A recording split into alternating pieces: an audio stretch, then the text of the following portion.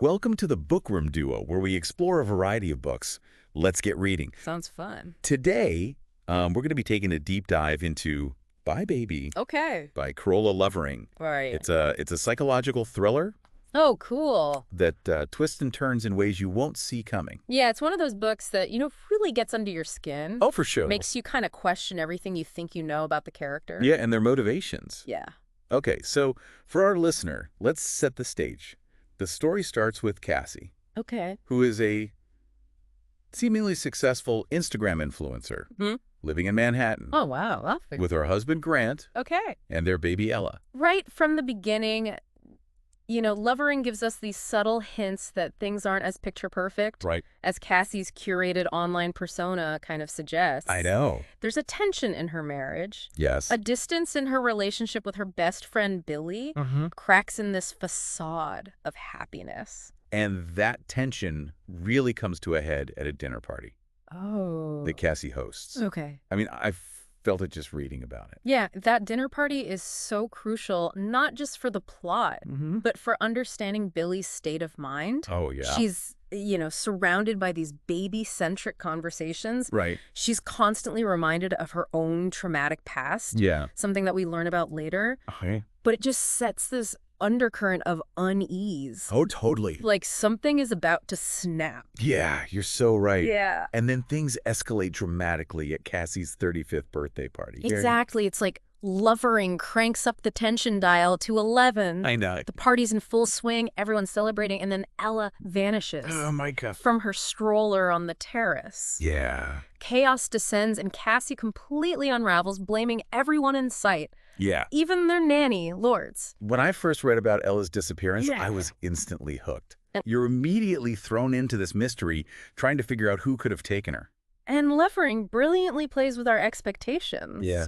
The reader is led down this path of, suspecting various party guests, Right. maybe even someone Cassie knows. Oh. It's all very cloak and dagger. Yeah. And the suspense just keeps building. Right. And as the police investigate, Cassie's paranoia starts to spiral. Yeah. She's already dealing with postpartum anxieties. Oh, right. And this just throws everything into overdrive. And here's where Lovering's masterful use of flashbacks comes into play. Right. We're taken back to Cassie and Billy's teenage years, revealing a traumatic incident involving Wade, Cassie's mother's boyfriend. Wait, so you're saying these flashbacks are more than just backstory? Absolutely.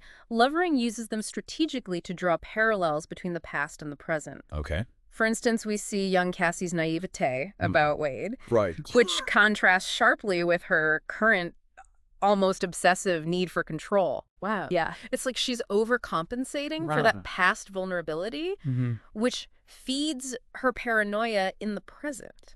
That's such a great point. Yeah. I didn't even pick up on that at first. It's subtle. Yeah, it's like she's trying to protect herself Yeah.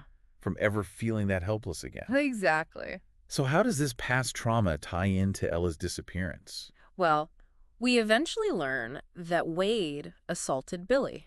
Oh, gosh. This shared trauma deeply affected both girls, Right. shaping their personalities and choices. Okay. The incident creates this unspoken rift between them, a wound that never truly healed.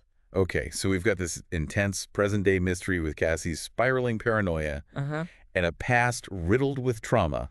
Yeah? Then what? Oh. Does Lovering give us any clues as to who took Ella? She does, but not in the way you might expect. And this is where Bye Baby takes a truly shocking turn. Oh, I remember this. Yeah. I was completely floored. Yeah. You want to tell our listener what happens? It turns out Billy is the one who took Ella. I literally gasped Oh my gosh. when I read that. Really? I mean, Billy, the best friend, Yeah. the one who's supposed to be there for Cassie, Right. she kidnaps the baby. Yeah. Why? Well, Lovering doesn't give us simple answers, Right. but she does provide insights into Billy's motivations. Okay. It's a complex mix of hurt, anger, and a subconscious desire to protect Ella Okay. from what Billy perceives as potential harm. Hold on. Yeah. You're saying Billy's actions, Yeah. kidnapping a baby, are somehow understandable? Not condoning them, of course. Of course. But Lovering does a phenomenal job of getting inside Billy's head. Okay. Showing us the years of built-up resentment, the feeling of constantly being sidelined by Cassie, the lingering trauma of her own past. It all kind of coalesces into this desperate, irrational act. That's the mark of a great writer, isn't it? Making you empathize with the character who's done something objectively wrong. Right. But honestly, I was still furious with Billy. Oh, absolutely. I was so mad. Yeah, it's meant to evoke strong emotions. Right. And that's what makes this book so captivating. Yeah. It's not just a whodunit, it's a whydunit. Totally. Lovering forces us to grapple with the complexities of female friendships, the long-lasting impact of trauma, and the blurry lines between right and wrong. And we're just scratching the surface here. There's so much more to unpack about the aftermath of Ella's disappearance, Cassie's crumbling world, and the confrontation between these two former best friends. Exactly. The story takes us on an even wilder ride from here. Well, we'll dive into all of that in the next part of our deep dive into Bye, Baby. Okay. But for now, let's take a quick break. All right. I can't wait to see what our listeners think about these early twists and turns. Me too. So we left off with this bombshell, right? Billy, driven by her own demons, takes Ella, but Bye, Baby doesn't stop there. Lovering masterfully ratchets up the tension as we explore the ripple effects of this act. Yeah, I remember feeling this growing sense of dread, like things were about to get even messier. Exactly. And Lovering doesn't shy away from showing the consequences of Billy's actions. Right. She doesn't get a free pass, even if we understand her motives. So walk us through what happens after Ella disappears. Right. How does Cassie react? Well, Cassie's world implodes. The fear and anxiety she's been battling escalate into full-blown paranoia. Oh. Lovering does this incredible job of showing how trauma can warp our perception of reality, especially when combined with the pressure cooker of motherhood and social media scrutiny. You know, that whole social media aspect really hit home for me. Yeah. It's like Cassie's so fixated on maintaining this perfect image online that she loses sight of what truly matters. Absolutely. It's as if she's performing motherhood for her followers instead of actually experiencing it. Yeah, and this need for control, this fear of judgment, seeps into every aspect of her life. Precisely. And it feeds into her reaction to Ella's disappearance. Okay. She lashes out, blames everyone, even their nanny lords. Right. And those suspicions were completely unfounded. Right. Driven purely by Cassie's paranoia. Exactly. And what's heartbreaking is that Lords, who genuinely cares for Ella, and has been a stabilizing force in their household, becomes the scapegoat for Cassie's anxieties. It's a stark reminder of how power dynamics and societal biases can come into play, especially in moments of crisis. You said it, Lords, an immigrant woman of color, is essentially powerless against Cassie's accusations. Her voice is silenced by Cassie's privilege and social standing. Lovering really makes you think about how quickly we can jump to conclusions based on our own fears and prejudices. And the consequences of those conclusions can be devastating. Yeah. In this case, Cassie firing Lords further isolates her, pushing away one of the few people who genuinely had her best interest at heart. Wow. It's a classic example of how fear can lead us to make choices that ultimately harm us more than protect us. Okay, so Cassie's spiraling, she's pushed away Lords. Yeah. And then there's Grant. Right. What's going on with their marriage during all of this? Well, their relationship was already strained before Ella's disappearance. Yeah, you can sense that underlying tension from the very beginning. Exactly. But the stress and trauma of the situation just rip those cracks wide open. It's like they're speaking different languages, each trapped in their own emotional turmoil. That's a great way to put it. Yeah. And this breakdown in communication, this inability to connect, is a recurring theme throughout the novel. Okay. It highlights the fragility of relationships when faced with trauma and adversity. So Cassie's isolated, her marriage is falling apart, and then Billy re-enters the picture. Oh. Talk about adding fuel to the fire. Right. Their friendship had been on shaky ground for years, with Cassie often dismissing Billy's concerns and prioritizing her own carefully constructed life. But now with Ella missing and the pressure mounting, Cassie turns to Billy for support almost out of desperation. And Billy, despite her own reservations and the hurt she still carries from their past, feels compelled to help. It's this complex mix of guilt and a deep-seated loyalty that draws her back into Cassie's orbit. It's like their shared history, the trauma they both experienced, creates this invisible bond that neither of them can fully escape. And it's within this pressure cooker of emotions that Billy makes the fateful decision to take Ella. Oh, wow. Seeing Cassie unravel, unable to cope, triggers Billy's protective instincts. Okay. She becomes convinced, at least subconsciously, that she needs to save Ella from Cassie. Wait, you're saying she genuinely believed she was doing the right thing? Lovering takes us deep inside Billy's mind. And it becomes clear that her actions, while twisted, stem from a place of distorted concern. Wow. It's this unsettling blend of love, resentment, and a desperate need for control. Wow. I hadn't thought of it that way. Yeah. It adds a whole other layer to the story. Right. And this complexity is what elevates Bye Baby beyond a typical thriller. Okay. It's not just about the mystery of a missing child, but also the internal struggles of these characters, the choices they make, and the lasting consequences of those choices. So Billy takes Ella. Does she try to run away with her? Well, does she contact the police? Billy's plan, if you can even call it that, is completely impulsive. There's no grand scheme, no escape route. It's purely an emotional reaction fueled by her own internal turmoil. That makes sense, given everything we know about Billy's character. Yeah. But how does she justify keeping a baby that's not hers?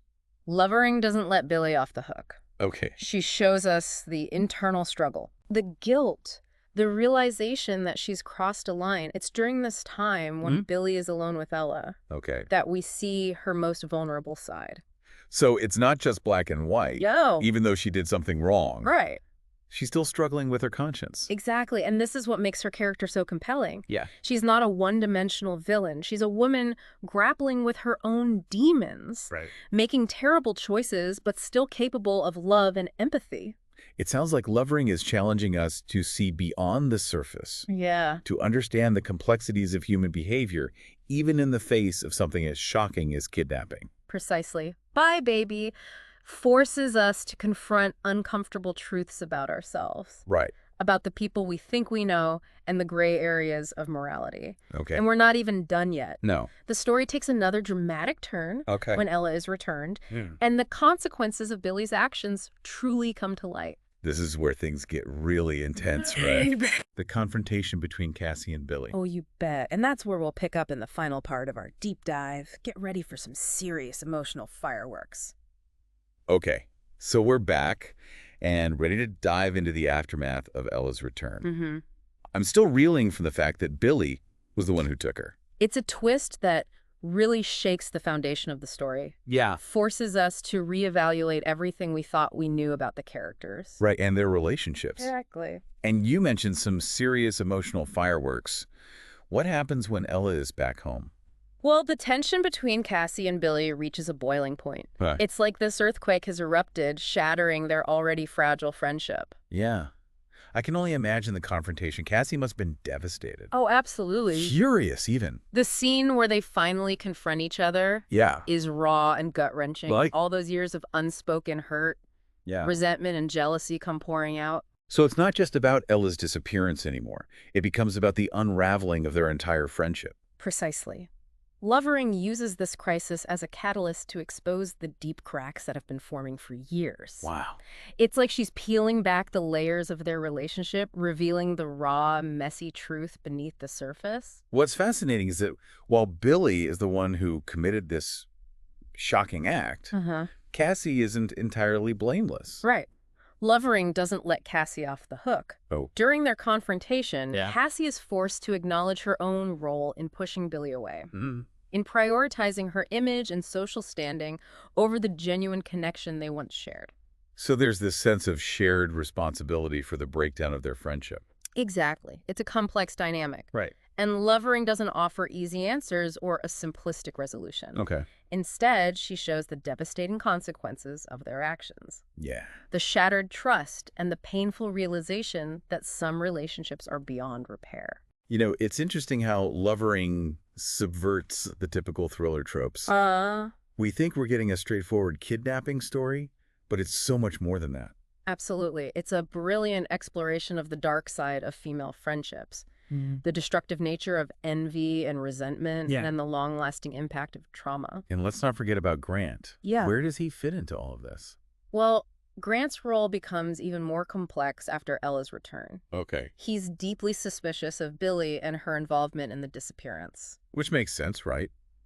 I mean, who wouldn't be suspicious after something like that? Of course, and his suspicions are further fueled by Alex, Okay. the cop who Billy ends up confessing to. Wait, Billy confesses to Alex. Why would she do that? It's a moment of reckoning for Billy. Okay. She realizes the gravity of her actions and seeks a way to unburden herself. But her confession sets off a chain of events that threatens to expose everything. So the story becomes even more tangled. Oh, absolutely. And Alex is caught in the middle. He's developing feelings for Billy. Oh, wow. But he's also duty-bound to uphold the law. Wow. It's a classic moral dilemma. Talk about adding another layer of complexity. Oh. So how does all of this resolve? Do Cassie and Billy ever reconcile?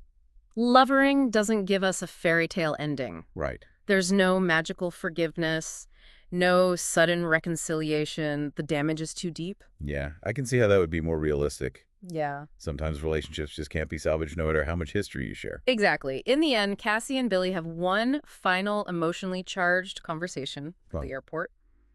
They acknowledge the pain they've inflicted on each other, except that their friendship has run its course and part ways. Wow, that's heartbreaking. But I guess it's also a testament to Lovering's skill as a writer that she doesn't shy away from depicting the messy realities of human relationships. Absolutely. And the ending is bittersweet. It leaves us with a sense of loss, but also a glimmer of hope. Cassie, stripped of her illusions of control and perfection, must rebuild her life, perhaps with a newfound awareness of her own vulnerabilities and the importance of genuine connection. And what about Billy? Billy faces the legal consequences of her actions, but also the prospect of healing and self-forgiveness. She must find a way to move forward with the weight of her choices. Perhaps with a deeper understanding of the destructive nature of her own resentment and the power of letting go. Bye, Baby is definitely a book that stays with you long after you've finished reading. It's a story that asks difficult questions about motherhood, female friendships, and the lingering impact of the past. And it doesn't offer easy answers, which makes it all the more thought-provoking. It's a testament to Carola Lovering's talent that she can create such a suspenseful and emotionally resonant narrative. It's a book that challenges us to confront uncomfortable truths about ourselves and the people we love. Thanks for joining us. Subscribe for more bookish adventures and hit that like button if you enjoyed the ride. Don't forget to share the knowledge. Spread the word.